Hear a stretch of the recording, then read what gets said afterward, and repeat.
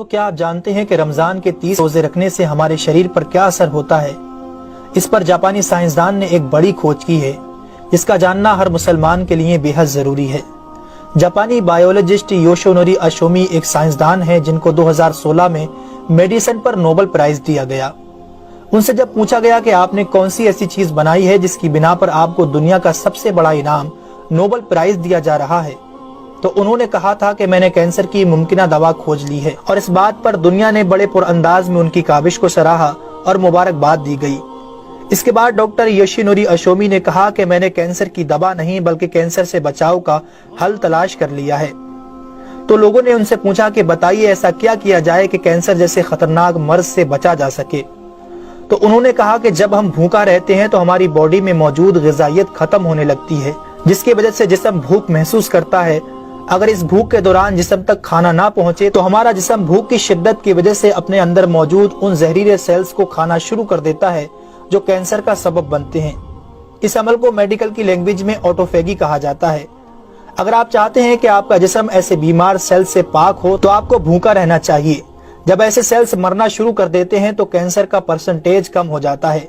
اس کے بعد جاپانی سائنسدان سے پوچھا گیا کہ انسان کو سال بھر میں کتنے دن بھوکا رہنا چاہیے کہ اس میں کینسر نہ پایا جائے؟ تو انہوں نے کہا کہ اگر 20 سے 25 دن کم سے کم اور 9 سے 10 گھنٹے بھوکا رہا جائے تو اس کی باڈی ایسے تمام زہریلے سیلز کو کھا جائے گی اور اس میں کینسر نہیں ہوگا۔ اے میرے پیارے رب کریم، آج ہمیں سمجھ آیا کہ مومن پر روزے کیوں فرض کیے گئے، اور آج مجھے اس احادیث پاک کی بھی سمجھ آ گئی جس میں آپ صلی اللہ علیہ وسلم نے فرمایا کہ ہر شے کی زکوٰۃ ہے اور جسم کی زکوٰۃ روزہ ہے۔ سبحان اللہ! میں قربان جاؤں ایسے سچے دین پر جس نے عبادت کے اندر بھی بیماریوں کا علاج رکھا ہے۔ دوستو، اسلام وہ دین فطرت ہے جو زندگی کے ہر شعبے میں راہ اعتدال کی تعلیم دیتا ہے۔ اس لیے آج نہ صرف مغرب میں زیادہ کھانے کو ناپسند کیا جاتا ہے بلکہ اسے انسانی صحت کے لیے بھی نقصان دہ سمجھا جاتا ہے۔ اللہ تعالیٰ نے اپنے پیارے محبوب حضرت محمد صلی اللہ علیہ وسلم پر وحی نازل فرمائی، کھاؤ پیو اور حد سے نہ بڑھو، بے شک وہ حد سے بڑھنے والوں کو پسند نہیں فرماتا۔ اس کے علاوہ حضرت ابو ہریرہ رضی اللہ تعالیٰ عنہ سے روایت ہے کہ رسول اکرم صلی اللہ علیہ وسلم نے ارشاد فرمایا، کھاؤ پیو اور پہنو اور خیرات کرو بغیر فضول خرچی اور تکبر کیے۔ دوستو، انسان کو کھانے کی صرف تھوڑی سی مقدار کی ضرورت ہے جو انسانی جسم میں توانائی پیدا کر سکے، جتنی توانائی انسانی زندگی کے لیے ضروری ہے، اور جس سے اس کی صحت اچھی رہے اور وہ اپنی روزمرہ کی ذمہ داریاں پوری کر سکے۔ انسانی جسم کو جتنا کھانے کی ضرورت ہے اس سے زیادہ جسم میں داخل ہونے والا کھانا چربی بن جاتا ہے، جس کی وجہ سے انسان کا جسم بڑھ جاتا ہے، اس کی رفتار سست ہو جاتی ہے اور وہ بہت زیادہ تھکن محسوس کرنے لگتا ہے۔ اس کے علاوہ انسانی جسم بہت سے امراض کا شکار بھی ہو جاتا ہے۔ اسی لیے اللہ تعالیٰ نے روزے فرض کیے تاکہ 11 مہینوں کے دوران کھانے پینے کی بے احتیاطی کا ازالہ ہو سکے۔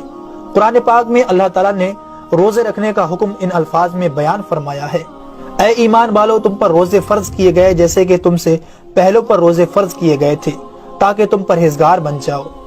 دوستو، قرآن مجید میں بیمار اور مسافر کے لیے روزے مؤخر کرنے اور جو روزہ نہ رکھ سکے ان کے لیے فدیہ ادا کرنے کا حکم دیا ہے۔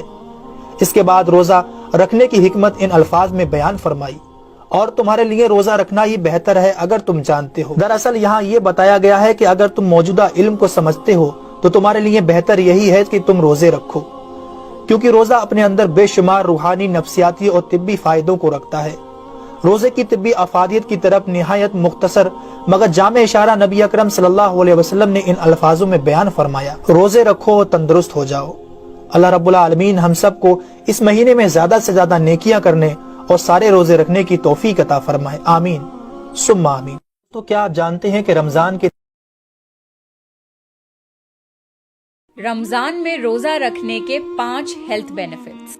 صرف 1 مہینے روزے رکھنے سے ہماری باڈی پورے سال کے لیے رینیو ہو جاتی ہے۔ باڈی کے سارے ہارمفل ٹاکسنز کلیئر ہو جاتے ہیں اور ڈائجسٹو سسٹم کو آرام ملتا ہے۔ باڈی سے بیڈ کولیسٹرول کم ہو جاتا ہے جس سے ہارٹ اٹیک اور دل کی کوئی بھی بیماری کے چانسز کم ہو جاتے ہیں۔ روزہ رکھنے سے ہمارا دماغ سپر چارج ہو جاتا ہے۔ روزہ رکھنے سے سٹریس لیولز کم ہو جاتے ہیں اور ہارمونل امبیلنسز ٹھیک ہونے لگتے ہیں۔ رمضان کے روزے رکھنا ہمارے اوپر فرض تو ہے ہی، بٹ اس کے ساتھ ساتھ ہماری باڈی کو بہت امیزنگ ہیلتھ بینیفٹس بھی ملتے ہیں۔